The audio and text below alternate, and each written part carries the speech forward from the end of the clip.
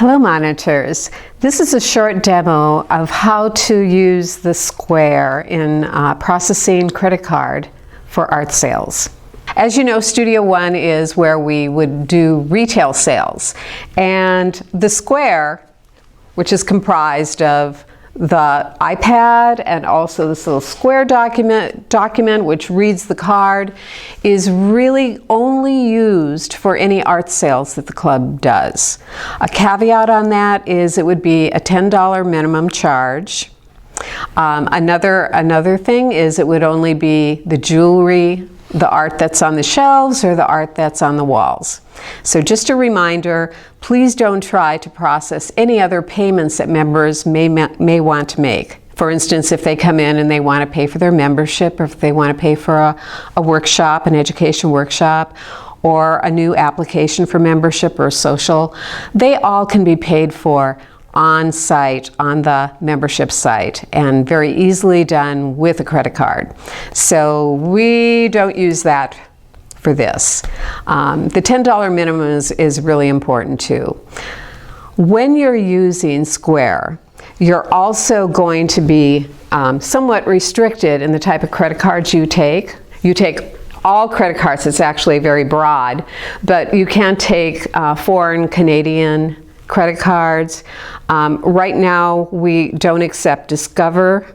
We also don't accept debits because in both of those cases we've had problems in the past. So I'm going to show you until it changes. We have this little sign, and this sign is always on the desk in front of you, and if people are asking about it, you can just show them the sign, say it's a policy of the club. As in the past, we continue to use the written receipts. They're very important in the level of detail that we record. So whenever you're doing a transaction, have that receipt book out because you're going to need it. You're going to write your written receipt before you actually start working with a credit card transaction on Square.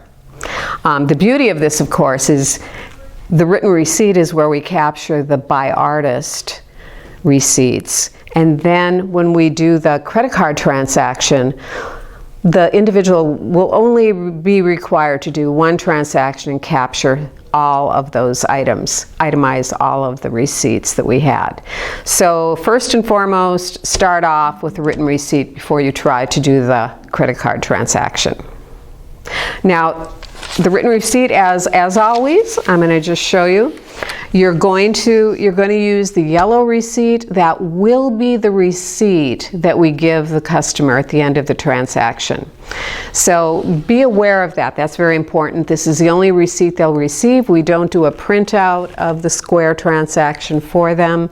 And as a matter of fact, we don't even bring up that option at the end. We'll get to that in a few minutes. So when the customer comes up to you and you ask what form of cash, check, or credit card they want to use, and they indicate they want to use credit card, then what I would suggest that you do is right away, ask them for the credit card, and then pull out your receipt book because you're going to begin filling out the receipt book, but you're going to fill it out with a credit card in front of you. If you have the credit card in front of you, I would recommend that you actually just take the name right off the credit card and write it on the receipt. By doing this, you're going to make sure that you have the exact name as it should be. Then you're going to ask the individual for their telephone number. And this is the only time we ask people for a telephone number. Sometimes in the past, if we have had a problem with a credit card, and especially if the person doesn't live in the Grand, we have a lot of trouble following up with them and tracking them down. So it is now a policy of the club to, on credit card charges, ask for the phone number. You can just write it in anywhere on the receipt. There's no exact place. Just make sure that you've got it on one of the receipts. Let's take a close-up of what a receipt looks like for the credit card. Now, as you look at this, it looks like any other receipt that we do, but you will notice that there is a telephone number indication down there. The other thing that you'll notice is because I know there are going to be 2 items that they're going to purchase, or maybe more, by 2 different artists, I know right away that there are going to be 2 receipts. So what I want to do is I want to be able to tell the treasurer so it doesn't get confused, that it's a credit card and it's 1 of 2 and 2 of 2. I'm just going to write that little notation down by the credit card designation. This will make it easier later on if for some reason things get separated and the treasurer needs to go back. And the treasurer can always go back if they lose the white copy, which is theirs, and take a look at the pink copy. So be sure you write your receipt so that it all goes through to the pink copy. Now let's take a look at the actual device, the Square device. Now when you came in to monitor in the morning, assuming that it was a little bit earlier, one of the first things you might have done is gone over to the Square and to the iPad, and you might wake up the system. Now, a reminder, to wake up the system, what you're going to do is you're going to either hit this little home page here on the screen, or you're going to go to the side of the screen where there's just one button. That's the only button that there is, and you click on that. Now, the beauty of this is that in the past we've had systems where you would log in and log out at the end of your monitoring shift. In this case, it just goes to sleep. So you don't have to worry about that. As a matter of fact, you don't have to worry at all, because it is pretty safe the way it is. So it should just immediately wake up once you touch it, and then you might want to take a look. There's just one little button. This is the Square device, or the reader, that'll take a look at the credit card itself, either by microchip or you'll tap on it. But if you click on this one little button right here, it should light up. Right there. See how that green lights up there? That means that the reader is talking to the system. So everything is in place to go ahead and start your transaction. In this sale, we have 2 items that are being purchased by 2 different artists. And so in the beginning, you're going to have, in this case, we have cards, and we also have an object of art that was off of the shelf. Now, when they bring the item over, you're going to have a little card, and this card is going to be what you're going to attach to the receipt for that particular artist and that item. And it's very important that you detach any tags or cards that you're going to use and you're going to paperclip to the white receipt that you're going to give the treasurer. But let's say in this case we're preparing to go ahead and to charge. You have done your job and you've got your receipts completed, so let me go in and show you how to do this. The first step is, as you look at the screen, you're going to see that you're allowed, there's a 000 up here, meaning that there is no balance, but this is the sales page.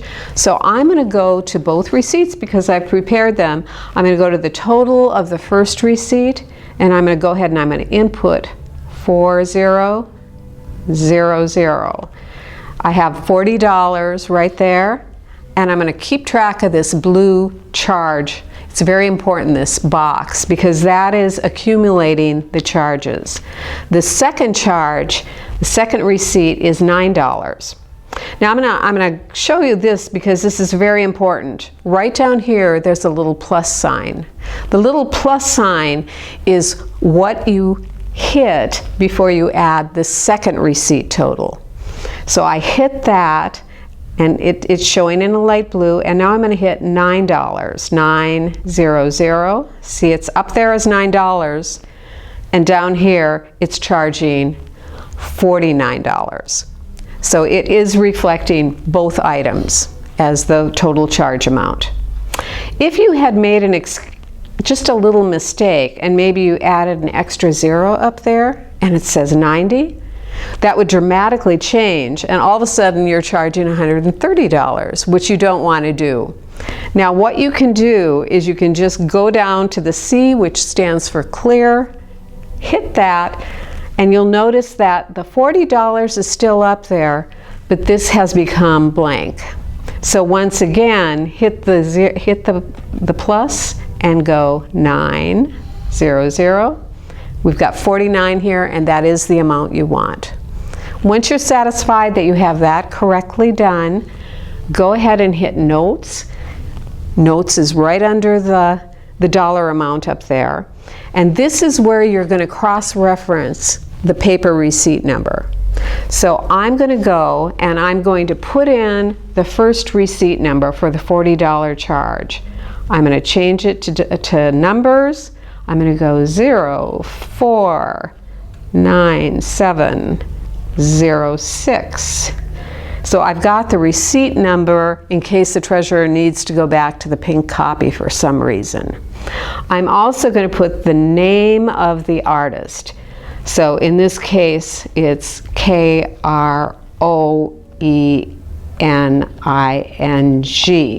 You don't have to worry about spaces or capital letters. Just get that last name in there so they know who the artist is, because the importance of this is we want to make sure that the artist gets the money that they should get for this sale. We're ensuring that by doing this. The last thing you might do is you don't have to put any more information that you'd put on the written receipt, because it's all very, very complete. I might put a few letters of the title of the art. This one is called Native Girl.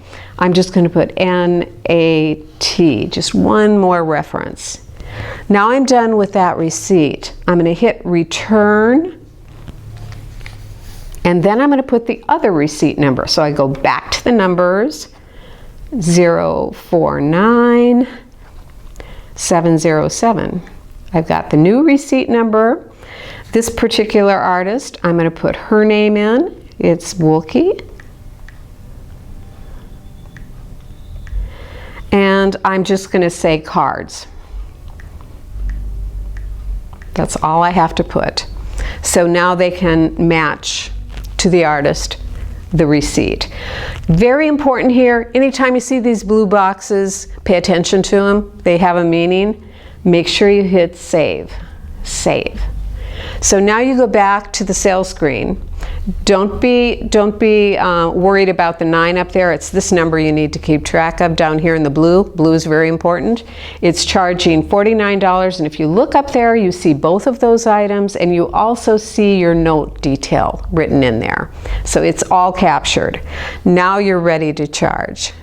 And now you're ready to finalize the sale. You have your credit card, you've got everything all ready.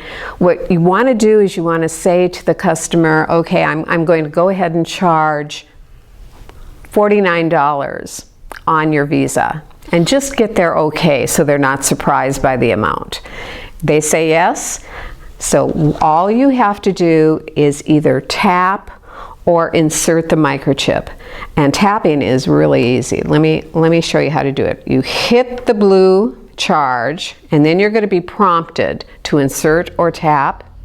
So if I go right here, okay, I have tapped, and it accepted the payment, it processed it, and a screen will pop up and it'll actually say, how would you like to receive your receipt?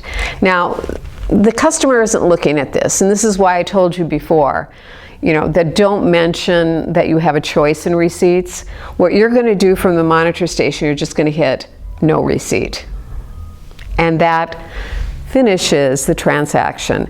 From your standpoint, at this point, you rip out the yellow receipts, you give it to them with their merchandise, you take the white receipts, you put them with a paper clip and with the art cards with each, so that the treasurer can reconcile accordingly.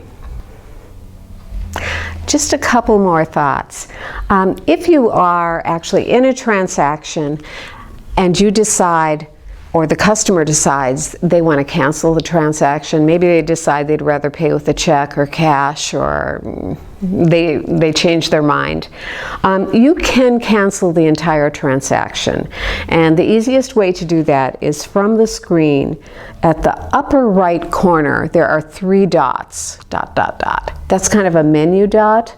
You click on that and you have an option of clearing all items. And that is what you would do to go ahead and cancel that, like so. Now remember, when you put your white receipts together for the credit card transaction, there isn't going to be much other than the labels and the sales, but you are going to have them together and they're going to say one of one and one of two sales. You go ahead and you put that in the treasurer's box, and the treasurer's box is on the wall right behind your monitor station. You do that all the time, so I'm sure you'll remember where that is. And that pretty much sums up how to use the Square. Remember to sign up. You can take refresher classes when we offer it, but I hope this helps. Have a good day.